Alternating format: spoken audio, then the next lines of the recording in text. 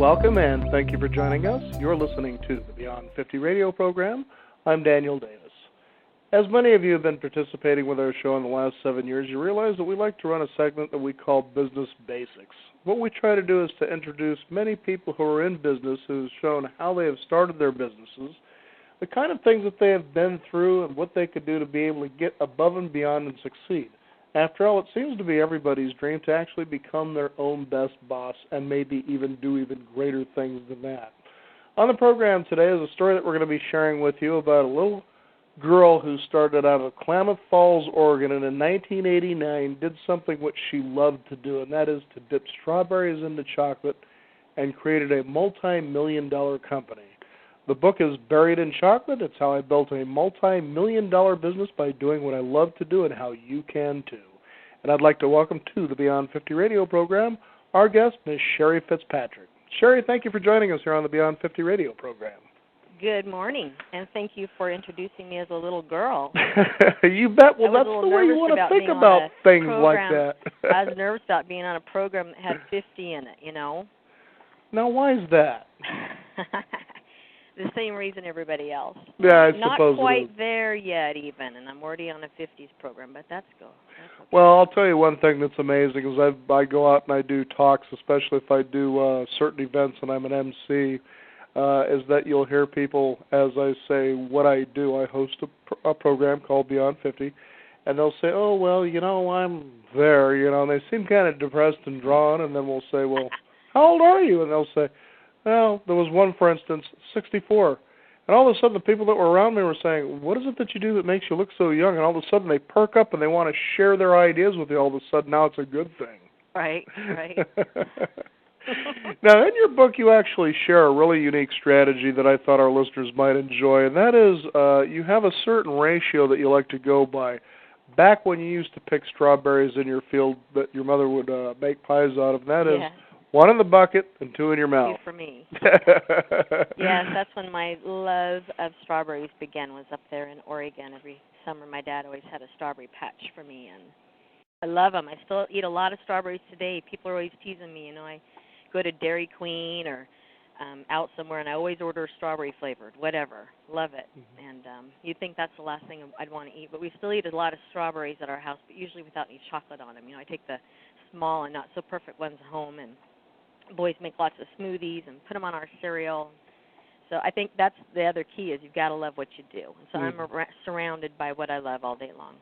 Now, a lot of people, they hear this, you know, follow your bliss, follow your dream, follow what you love to do, or do what you love to do, and the money will follow. But it's not always so easy for a lot of endeavors. But yours, as you read through the stories, it had the hard work element, but it seemed to just kind of move along at a nice pace. Tell us about that. Well, I think that because I didn't care about the money will follow part of the sentence. I only cared about the first part of the sentence that you said. My goal was to do something fun for a living, because I think time is money. And I was a mortgage broker for my brother's firm when I got out of school. I moved to L.A. for 5 years, and my sister-in-law is an amazing caterer. And she would make all these fancy desserts, including chocolate-dipped strawberries. So Emily is the one that introduced me to the concept of dipping strawberries in chocolate. And so they became my signature gift. I'd make beautiful gift baskets monthly. I didn't wait for holidays. I just showed up with the berries, and I got the mortgage loans. It was working really good. So then I'd be up till 2 in the morning making these dang berries and just loving it. It was my hobby. I always loved to wrap presents. One of my first jobs was wrapping presents, and I always loved to bake, and so it was a natural. So I kind of felt robbed at some point, because after being a mortgage broker, I moved up to Reno and I became a stockbroker for a year. I thought you had to have a prestigious job title to make good money, or, you know, have to work with money to make good money. And one day somebody saw my berries, because I was serving them at a thing, and they said, you mean you're doing this when you can make those? And I thought, what? You mean I could make that for a living? And so for me, my goal was to do something that I loved, and then the money followed, but I wasn't looking for money. I was looking for peace of mind and happiness, because you spend so much time at work or getting ready for work or worrying about work that you better love what you do, or you're selling yourself short, and life is short. Well, isn't that true? I mean, how many people in a crowd of 100 would raise their hands when you say, are you really enjoying your job? And if you could, would you be doing something different? chances are a whole bunch of people would be raising their hands saying, I'd rather be doing something else. Well, the thing is, Daniel, in this economy, a lot of people don't have a choice. They've lost their jobs. And so they're wondering, could I take that recipe that I make at the holidays and everybody's been telling me for years I should sell it, or take that talent that I have and do it for a living? You know, the thing is, I think the thing that my book helps people to do is just start, just try it, just check it out, or know that this might be the time that you're going to help support your family or subsidize your husband's income with taking your hobby or your passion and turning it into a business. Just start. Now, one of the things that you certainly did is you followed, I guess, call it a maxim that your grandmother talked about. And I especially love the way that chapter begins because she's baking her homemade lemon meringue pie. But the thing is, and it's funny because it goes hand in hand with when we first started our programs about 7 years ago, is we landed a woman who actually has an accounting firm who actually coached us. And it was funny to have her on the program because she says, you know, a lot of people get started in business, and she says, you know, you can't just leave it all up to God. You know, He's going to want you to write checks, for instance. And the funny thing is that your grandmother had sort of the same philosophy that you almost said, you know, the same way in some ways, and that is pay attention to the pennies and the dollars will take care of themselves. Right. And, you know, some people call me cheap. It's usually people that love me, so it's okay. I've been called frugal. But I just think basically nothing, you know, if you don't waste not, want not. I just live I've always just lived well below my means so that I could have that peace and joy in my life from doing what I love to do. But I think that if you, I don't know, it's just so important. I would never buy a pizza without a coupon. I'd rather have a root canal. You know, I just love having a coupon or taking, you know, all those little things really, really add up. They do over the years. And I'm just very cautious with, you know, how I spend money. And I've always had to be kind of a guerrilla marketing type of girl. When I started my business, I had no business experience or education. But I had a passion, and I've always been good with, you know, numbers, and I'm not saying I'm a high scholar mathematician or anything, but I like being innovative and building things, and that comes with building clientele and building up a business. Yes, because this was a business that you literally started within 4 or 5 years after graduating from high school. Yeah, I just moved to Sacramento, and the love of my life was here in Sacramento, and that's why I moved here. And I thought it'd be a perfect town to take my hobby and turn it into a business because I knew I was going to be working really hard, and I wanted to start it in a town where I knew I'd be for a long time. And I got a $1,500 cash advance on a credit card. I had a one-bedroom apartment. I knew one person in Sacramento. And I just started. I joined the Chamber of Commerce. I think I gave away more chocolate dipped strawberries the first year than I sold. It was like potato chips. You know, you get them the first one for free, and then they become looking for more, you know, and that's when they become your customers. And I was in a new industry. No one had ever given chocolate dipped strawberries to anybody as a gift before, ever. And this was 21 years ago. And I turned a confection into one of the most popular gifts in the country to send at Valentine's Day, for example. I've received a patent on our patented bouquet where we box them to look like berries. And it's just, it's been crazy, right? But it's something as simple as chocolate dipped strawberries. And somebody like me can do it with $1,000 and no business experience. Anybody can do it. And my book has a dozen chapters, like a dozen berries in a box. I think you might have received some of those yesterday, didn't you? Well, actually, my wife did. She received all 6 of them, enjoyed all 6 of them, but I had a bite. And I've got to tell the listeners out there, I will say this, that I can see why this became highly successful, because when you open the box and you take a look at what's inside, you literally have an awe factor. You just do. You can't, first of all, believe the size of them. So I have to ask you, because I was kind of thinking it'd be kind of just nice just to get the strawberries without the chocolate, because they were just phenomenal. You don't see strawberries like that. They're usually bland, they're pale, they're either sour, they're dry, maybe they're sweet, maybe they're mushy, but these were just perfect. Well, everything's perfect at my place here in Sacramento because, California is the strawberry capital of the world. 80% of our country's strawberries are grown right here in California. So those strawberries that you ate in Portland yesterday. Actually, excuse me, my wife ate. Oh, that you had a bite of one yesterday in Portland. Let me see. That was Tuesday. Mm-hmm. So, Wednesday. So those berries could have been in the field here in California Monday, and that's how fresh they are. And it's a little bit of California sunshine that we can send anywhere nationwide. But the book all covers the good times and the bad. Mistakes that I made, lessons that I've learned. I am more like a fly by the seat of my pants type of girl, and sometimes those lessons can be painful.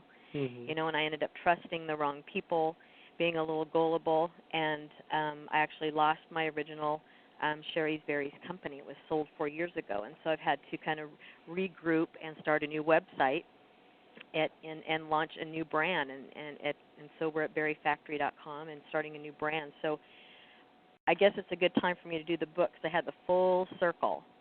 Not just good. all the great times. I got to suffer in this economy with a luxury item, but you just got to adjust and change and, keep on keeping on, And we learn the most during the most difficult times in our life, not when it's easy.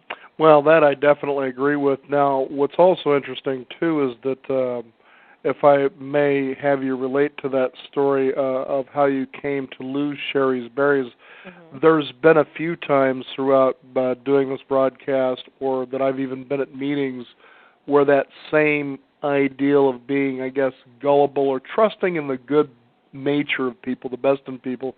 A real quick interesting story. I was at a meeting where a gentleman was there to be a speaker who had actually invented a home alarm system that was very unique, and he was on the Home Shopping Network, and they were showing, him actually on the network, and he was describing how it went from originally like $50,000 in seed money up to multi-millions of dollars. I mean, this thing exploded.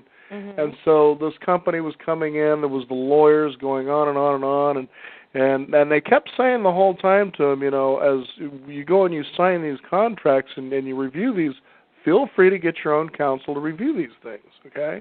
But he felt since he was being wined and dined and everybody was so friendly that they were looking out for his interests especially. But as you state in your book, not everybody's looking out for your interests. Most of the time they're looking out for their own. If you could share that story.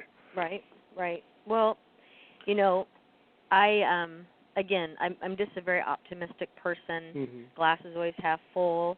I'm very trusting. I don't know if that's part of my roots. I tease myself in the book about kind of being a hillbilly girl from Southern Oregon, and graduated from the same high school that my grandmother did. Never took a business class, and I wish I had. But I got caught up in, my dream, and I was exhausted. I was expecting my third son, just opening my third store, and the internet was coming around, and I wanted a piece of the pie. I knew my product, we could figure out a way to ship it nationwide, and it could be a national product, and we needed to learn how to ship it nationwide and take advantage of this new thing called the internet. But I'm just not a high-tech girl at all. I'm a berry girl, So I actually got in business with a lawyer, and he, this was one of my mistakes that I made, and there's no sour grapes or names mentioned, but I just felt like I was led to believe that he knew more than he did about what we were going to do, and the way he set everything up was a bit funky. And, it was just, a lesson learned, and he has a big heart, but he is somewhat a loose cannon. So then, and we raised a lot of money, and we had a board of directors, and a great board of directors, and, they brought in another CEO who I trusted, but the problem with this next guy is he wanted to be Sherry, and he wasn't going to be happy until he was Sherry. And there was no room for my creativity and what the whole company was built on. And so it was a very painful time, and I'm limited from the agreement we have with the company. But, for pennies on the dollar, the company was almost bankrupt, and it was purchased 4 years ago. And the new owners had no interest in me or any of my plans. So I went ahead and launched, just converted everything over to a new brand, and that's what I'm heading up today. And we have a new website at berryfactory.com, and if you can't remember that, you can just Google Sherry Fitzpatrick. But that's the original product that for the last 21 years everybody's known, and everybody's expecting that they're sending. So now today, Sherry's Berries is owned by a discounter gift company down in San Diego, and it's just unfortunate, but it happened. And so, I'm working on new projects, and with the economy the way it is, and in the luxury business, we're creating a new frozen line of gourmet chocolate dipped fruits, and they're ready to go. We're using an automated system. They're the first of their kind, and they'll be in grocery stores across the country. Not just chocolate dipped strawberries, but also raspberries and dark sweet cherries and peanut butter banana slices, and they're all high-tech flash frozen. They have a 2-year shelf life, and they're amazing, and they're only $5.99 for a tub, and they're beautiful. So everybody needs to watch for those over the next year in their grocery section. They're amazing. I was going to ask you, if you may, how is the original company doing? Is it hanging in there? Is it kind of I really don't know. Okay. I have no idea. Okay. That's in the past, and I'm a Christian, and my faith is very important to me, and that's all in the past, and I've forgiven all of that, and I'm moving on because I just don't have any energy in my day to spend worrying and, regretting. So I'm just taking what I have and moving forward with my new brand. And it's a big, they're a subsidiary of a public company. They're a large company, and they do a lot of marketing and so forth. But eventually a lot of people are finding my original sherry product here in Sacramento through trial and error. And all my new creations, we have our own wine now. I live up in the Sierra foothills in the wine country.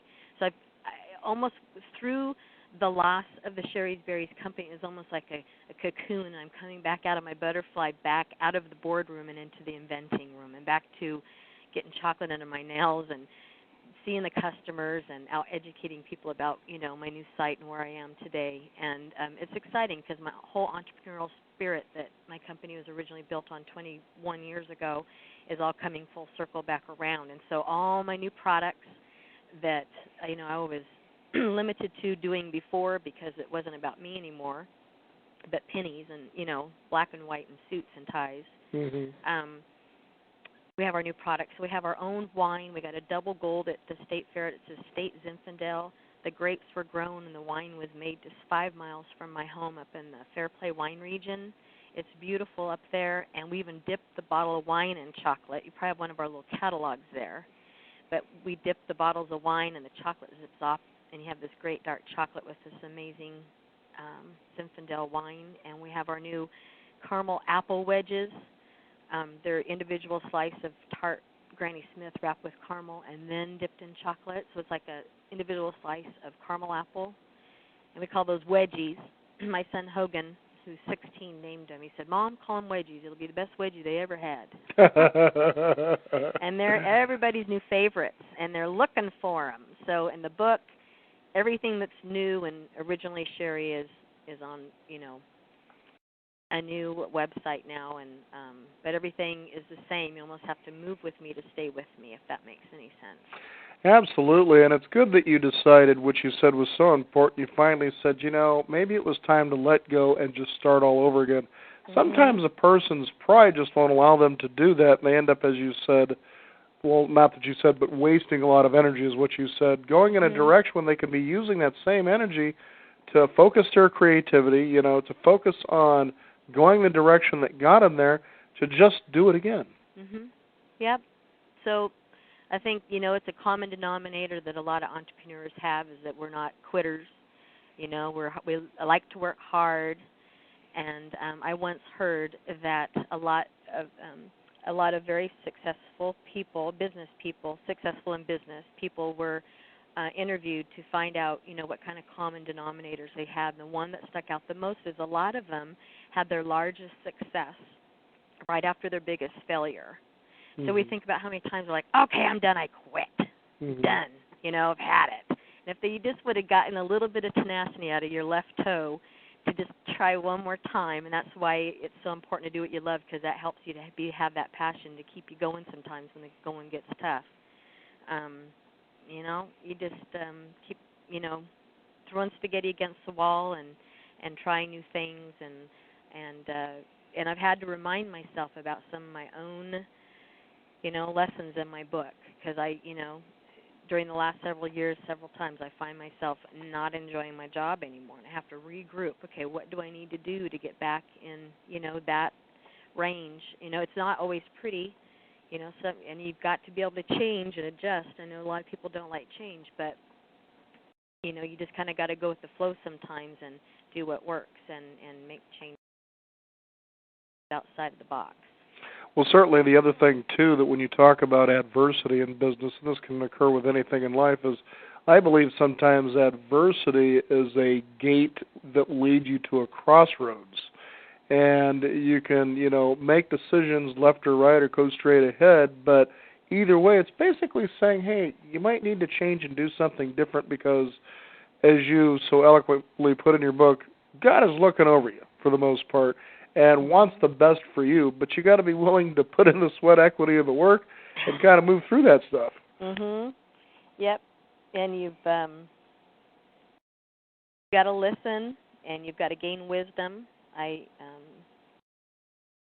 always talking to a lot of people and asking people a lot of different opinions and trying to do quick studies on things, before I make decisions. And you just life gives you lemons.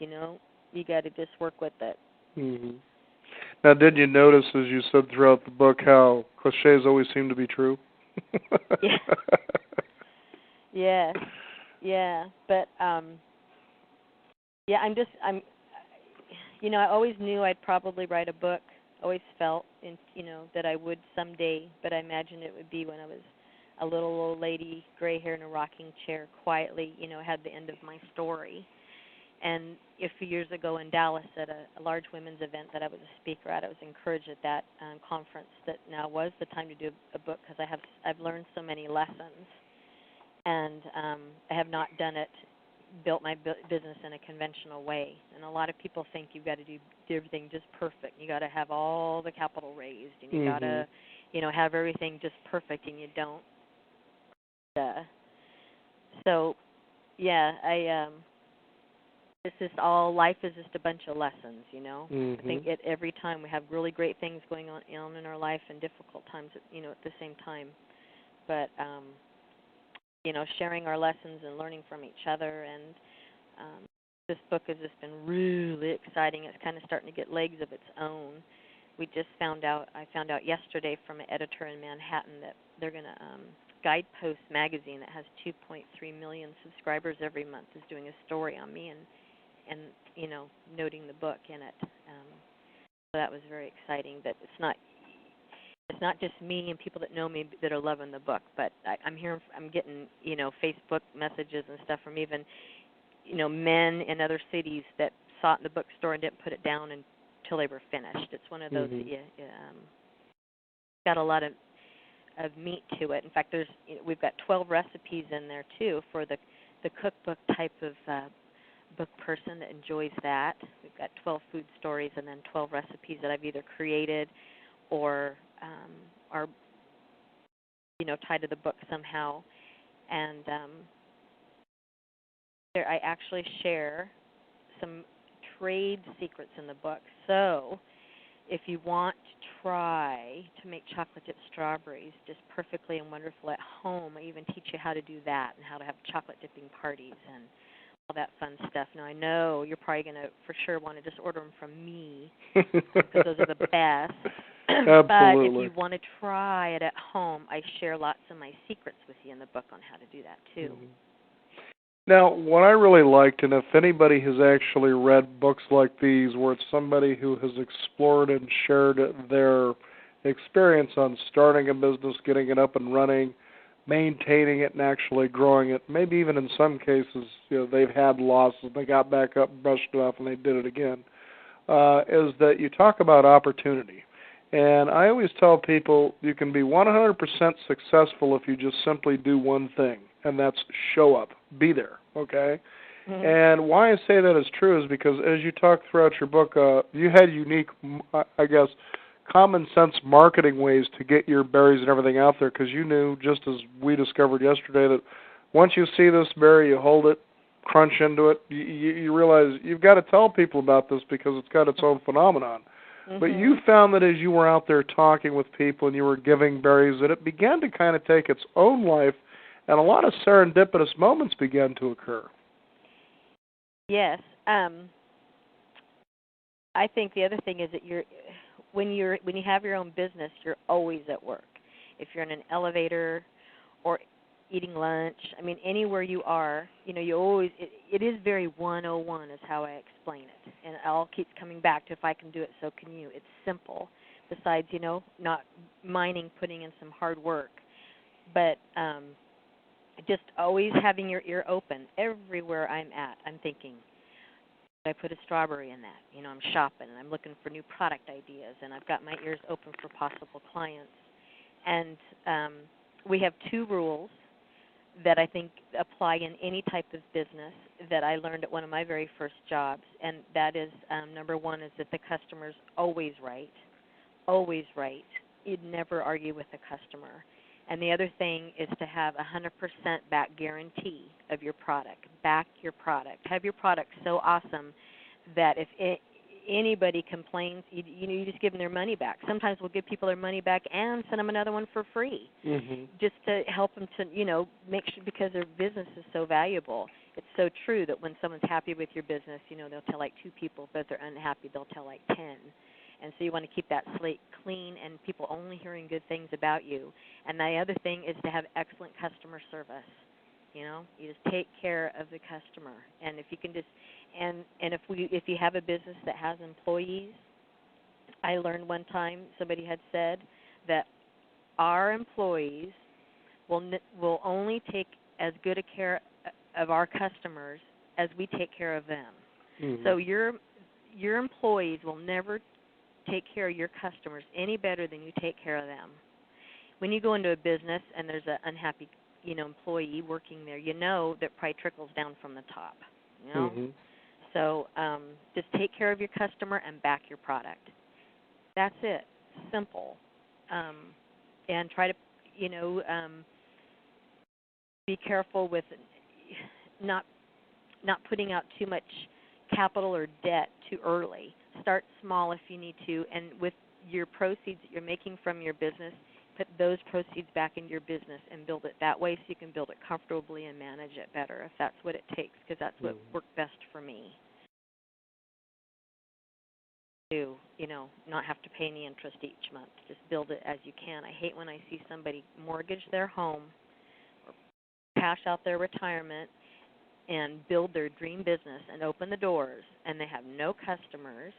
They have no idea what they've gotten themselves into or how to do it. For example, maybe somebody's dream is always to have their own restaurant. It always looks so glamorous from the other side of the counter, And it's like, have you worked in a restaurant before? Well, no. Well, you better work, the best thing you can do is as an internship is work in that industry or that business first to make sure that you really like it and learn as much about it as you can as an employee if you haven't done it before. And that'll help you to know if it's a dream or something you really are passionate about, or a nightmare. When I opened my first store, my business was in its 2nd year, and I had 3,000 customers when I opened my first store. Wow. And my husband put in the floors, and I painted the walls, and we did it all on all on our own. And I know there was 3,000 customers because I hand wrote every postcard at every holiday. So people like to know there's a real person behind the brand and the company, and be out there. We do a lot of trade shows, and I spend a lot of time in our stores now, and I'm getting back out there, with my customers like I used to when I was first building it, and it's just a treat. I know that we enjoy going out and doing shows ourselves just to let people know that we're on the air and this is what we're doing. And it's always fascinating. What we do there is we actually get people, we encourage them to sign up for a newsletter that we put out every week by email. And it's really funny when you'll get a couple of people standing there and they're kind of swaying on the fences. And I'm always of the belief, I'm not going to sit and twist your arm to do this. It's free. There's no risk. But believe me, the reward of you getting it is going to be very enjoyable. And so as I'm sitting there, then all of a sudden you'll hear a person or two, they'll come, man, I've been getting your newsletter for 4 or 5 years now, and I just love it. And all of a sudden, they're fighting over the pens to sign up. Yep. But that's what I mean is that you just never know. But you have to show up for the opportunities to present themselves. And boy, it's amazing what some of those are. Such as the one where you were talking about in your book that you wanted to get into Sky Mall, I believe it was. Yes. And that was an amazing story by itself. But there is so much truth in what you say. And you didn't say it this way, but this is the way I put it to a lot of people. You can't get a no until you ask. Right. Because that's the worst thing that's going to happen. And in this case, that's what you got. But what actually happened there? At Sky Mall? Yes. Well, you know, I for 9 years I was a Sacramento-based company where we could only deliver to Sacramento for 9 years, and I always wished that I had a type of product that I could market on a national level. So in my 9th year of business, when we started the second internet company, we finally had a little budget there for marketing, and so then it was like, where do I start? It wasn't a real big budget, and where can I possibly start to market on a national level? And so people kept saying, Sherry, you really need to be in that Sky Mall magazine, you know, the one in the airplane that's in the front pocket, and you're having to sit there and you read it from front to back and back to front and has all the funky stuff in it. You really should be in there. It'd be perfect. So one of the first national marketing calls I ever made was to Sky Mall, and you have to actually qualify to advertise in there. They have to qualify your product. So they're in Arizona, so we sent a sample. They loved it. They said, yes, definitely, we want you in the magazine. So I said, well, what's the minimum price? And they said it was $23,000 for one little tiny small, like 1/8 of a page in the back of the book, because it's quarterly, so it's for 3 months, and all the airlines, and it was $21,000. It was like, that was like my whole budget, you know. And I said, well, shoot. Well, I said, how about this? If you think we're going to do so great in your magazine, why don't you do a partnership with us? We're like, we only have to give you like $6,000 instead, and then you take 20% of every order to make your money that way as a partnership. And they're like, oh, nope, can't do that, never done that, won't ever do anything like that, nope. And I said, okay, well, I hope someday I can be in your magazine. Well, a few months later, it was a holiday season, and I was shocked because Sky Mall called, and they sent us this beautiful fax. They chose us for their holiday gift that year. And it was a beautiful list of presidents of airlines to Sharper Image president, just a beautiful list. So we sent out the berries, and as the berries started to arrive, Sky Mall was inundated with phone calls and letters and emails thanking them for this amazing gift. And here Sky Mall's a gift company. I mean, I was amazed. Why would they give us this kudo when they could have given it to a client, you know? Sure. We're not even in the magazine, and they chose us. Well, they had never experienced such a reaction to a gift ever. They said, they called me, and they go, you know what, we will do that. We will do that deal. And we were not in the back, the page in the back. We were first page, right-hand read, and we made the cover. So it was awesome. It was great. So those are, and it was a great opportunity for us and a great partnership and something they had never done before, and that was my first effort on a national level. So it was a miracle. But I believe in miracles. Well, and they do occur, especially when you go into business. It's amazing when you decide that you want to reach out to professionals that may be in the field that you're in. What do you think about this? Or can I sit down with you over lunch and ask you some questions and kind of, pick your brain a little bit? It really is truly amazing how many people out there are willing to help you succeed. Yes, and it's really hard to do because, I got that pride thing going too. But if you go about it right, and you honor their schedule and you don't take up too much of your time and you're organized with the questions and specific that you want to ask, I think a lot of people are helpful to do that. And gaining wisdom is something the Bible tells you you're supposed to do. Wisdom is like gold. You just gather it to help you. And I've asked a lot of people, and I've had a lot of mentors, and now, I've done a lot of mentoring.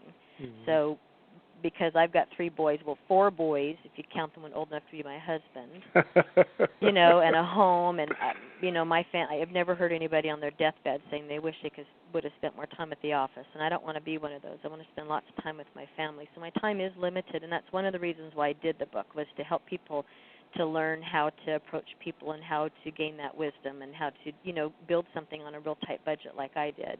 Mm-hmm. But so yeah, I've started a little consulting business now. It's called Sherry's Secrets. Where I'm all yours and you can pick my brain. I like, you know, sometimes I'll invite people to go ahead and just email me if they just have a few questions and stuff. And I'm weekly I'm doing that. You know, just, and it's usually, you know, very inexpensive. It's very simple ideas and simple things that they can do, but all of it's in the book now. So now, for the first time, I can say, just read the book. Exactly. I know one thing that really comes clear in this book, too, for our listeners out there. Our guest today is Sherry Fitzpatrick, and the book is Berried in Chocolate. What I wanted to say about this is that 2 things come out glaringly, and that is that business is about people. It's just that simple, and as you say throughout the whole book, it's about letting people know there's a real person on the other end of the business line that you're doing business with. And for instance, you had a wonderful opportunity to sit down with Mrs. Fields at Mrs. Fields Cookies. Yes. And, you know, but that's what's fun about the opportunities. You don't know where they're going to lead you or who you're going to meet. And that in itself is a mystery that makes being in business for yourself so enjoyable, that there are more intangible things than just good income and good money should you get to that level, but it's the experiences. The little miracles along the way, the things that happen that you don't expect.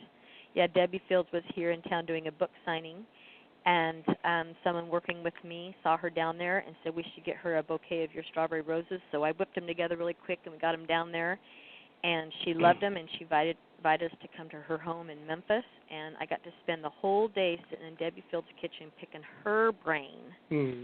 And so it was really cool. I always joke that I got to go to Mrs. Fields' house during the day and Elvis's at night. It was quite the day. But one thing that she told me was that one thing that she did when she first started promoting her cookies is that every time she flew on an airplane, she would take cookies for the whole plane.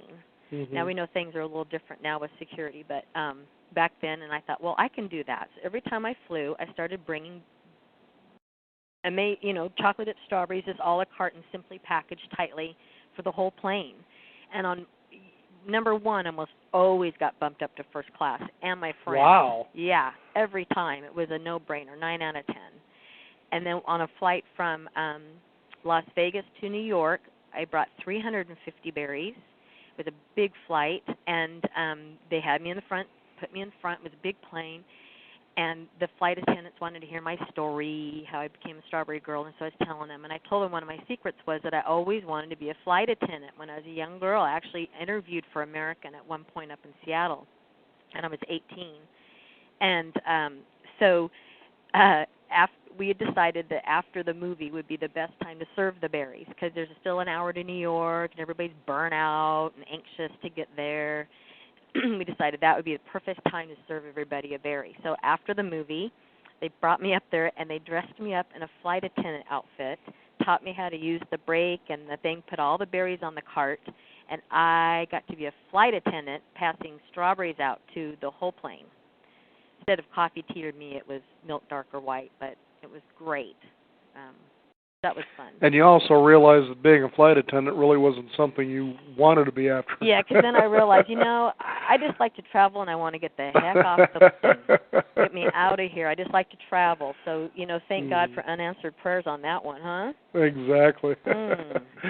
So much fun there. One of the things before we go is that you talked about in here is learning to listen. That's what you also said earlier in the program. And it's learning to, for me, there was a time where I used to go to an entrepreneurial meeting that would go on at least once a month. And there was a time where I was doing a show where a woman out of Japan was talking about listening and how to learn to listen. And so as I'm sitting here, it started getting real consistent. Everybody seemed to want to come up with the idea that would put money in their pocket. So basically, they were all there to solve their problems, which is not uncommon, especially in business. Mm-hmm. But I simply, when it came time for my turn to speak, I simply said, how many of you people recognize opportunity when you see it? And how often are you seeing it? Everybody just sat there kind of quiet. I said, you'll be amazed how much opportunity is out there if you keep your mouth quiet and you listen. Now, one of the stories that you talk about in your book is how your dad was very difficult to buy gifts for. Yes. And so you buy him this cheap DVD player because you were listening to him and he liked Westerns. Yes. And one of his favorite shows was the Beverly Hillbillies. Yes. And you took that to a whole new level. That's what I mean by listening for opportunities. Share that with us, if you will. Yeah. My dad is difficult, man. He's tough. He, rare bird, and that's a whole nother radio program. But he loves watching Beverly Hillbillies. He watches them like at 4:30 every morning, kind of thing, because that's when they were on. So yeah, I got him a DVD player and got him some DVDs so he could watch them whenever he wanted. And he loves Jethro. He's crazy about Jethro, and Jethro just cracks him up, and nothing makes my dad crack up very much, and Jethro just cracks him up. So one time my dad was at my home up in the Sierra foothills here, and my dad says, you know, my dream would be to be able to meet old Jethro before I die. Mm-hmm. And I said, well, I had just read an article recently that Max Baird Jr., a.k.a. Jethro, just had a house right up here in South Shore Lake Tahoe, just an hour from my house.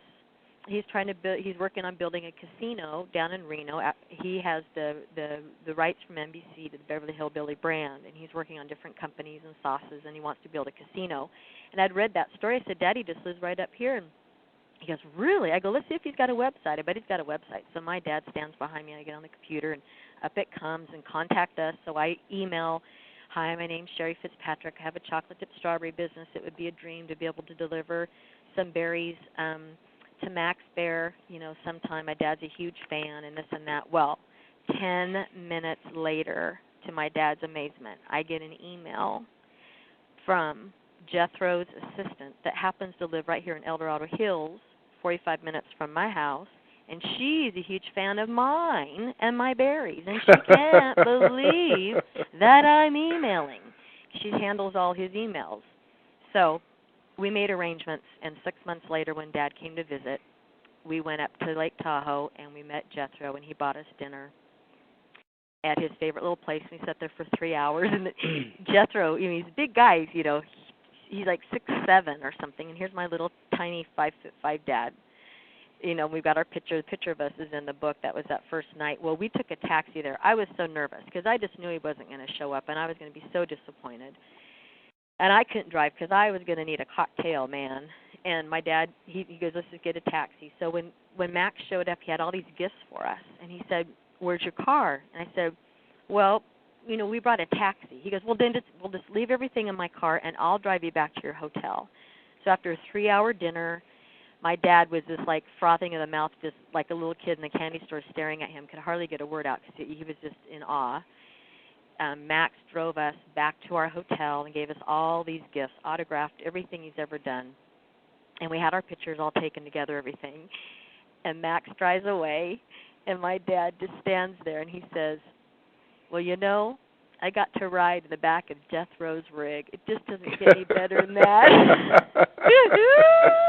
Did you share with Jethro your recipe for strawberry pizza? No, I'll have to, huh? So that was 3 years ago, and now it's an annual thing. We've had dinner with Jethro 3 times, and now my dad will be coming up in either April or May, and we'll go up, and we're going to hand-deliver and take Jethro out to dinner and give him one of my books because the 3 of us are in the book together. Mm. Yeah. I never know. Well, and that's just the thing, you know, the intangible things that can occur when you get into something you love to do, when you take what you were given, that special thing that you were given, and you just hit it out of the park. You just don't know what's going to happen. You know, a really neat example for me is when I started doing radio about 10 years ago, is I was doing it out of NPR as a volunteer, actually. I just said, you know, I'm going to finally do this. I've been talking about it for years. I'm just going to go do it. So lo and behold, I started sitting in front of people in studio that you were seeing on all the regular big media circuits, and I'm like, wow, I didn't realize it would happen this fast. It just blew my mind. There was an opportunity I had to interview with actress Mariel Hemingway about a memoir that she had put out. And at first I was kind of pushing it aside. Then I just started thinking about her in the movies. And one of the movies that came to mind was one that she had filmed in Eugene, Oregon, called Personal Best. And it was about two women who become lovers, and they're also part of the Olympic track team, I guess. Oh. But there was a scene in the movie where there's the fireplace, they're sitting there in the living room, and they start to arm wrestle. And there was something about the intensity of Mariel Hemingway, and I started just remembering this movie. And I thought, maybe I will go ahead and just do an interview. So I went ahead and I called the PR person, and I said, so I'd like to schedule this. It'd be kind of neat to have her in town. I don't know if she's going to be in town. She says, well, yeah, as a matter of fact, she's going to be here on this particular date. And I said, well, great, let's schedule her in studio. So she comes in, we do a nice little hour. I brought my daughter along with me because I always encourage my kids, if you have dreams, and I can't just say it if I'm not doing it. And I think your children, that you need to lead by example.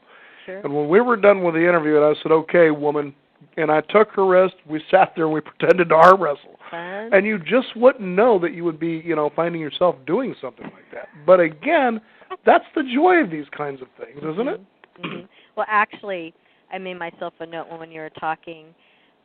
The actual way I get all these great gigs is because I send my chocolate chip strawberries ahead of time. Right. And then I make the It's the berries that does all the magic. But, now, if I may just touch on one last thing that I think is important. When you're in business and you want to go to people that can help you, you say, go to the top, go to the decision maker. And that is so true. I remember when we first started our program more than 7 years ago, I went out to meet somebody and basically to do a sales pitch on sponsorship.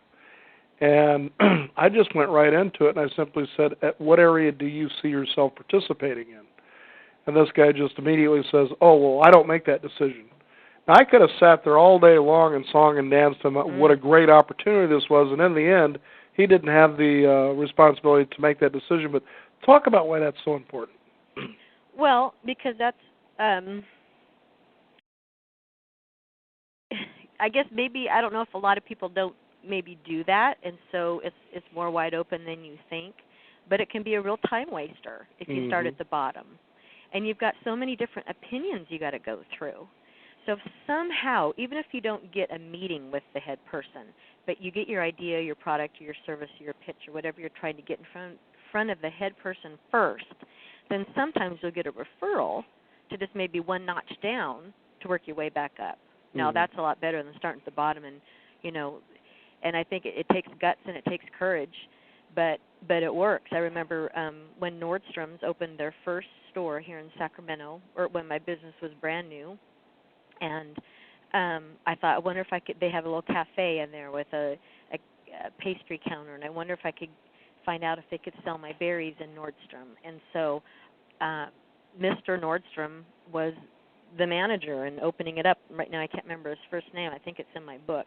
I don't want to quote it wrong, so I'll call him Mr. Nordstrom. But I called, and I couldn't get in because he was busy, and they said I could just bring it. So what I do is I say I have a delivery. Got to hand deliver this perishable delivery to Mr. Nordstrom. And so I did. I found out what day he would be there, and I waited. They kept wanting to, let somebody else take it and didn't want me to wait, and I was just happy to wait and patiently told him it was no problem. And an hour later, I got in and made my delivery to Mr. Nordstrom, and he loved the product, and he walked me to the cafe, and within 2 days, I had a nice big order, and they carried him in their stores. Wow. Yeah. So, again, you don't be afraid of it because they expect you to, but, again, just be courteous and quick to the point and convenient, and chances are maybe you're not going to get to work with the head guy, but he'll refer you, or he will have heard of your product at the meeting and assign somebody to go ahead and call you back, or just make sure they try to let them know about it. And if you can't get the meeting, but sometimes you can.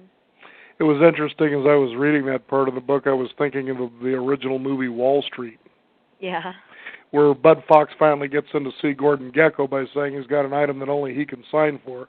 Right. It was a day on his birthday, and this is after calling him 59 days in a row to try to get a meeting. Yeah. And the secretary got so used to him, he's like, look, these are his favorite. Just give me 5 minutes with him. Mm-hmm. She's like, all right, I'll see what I can do.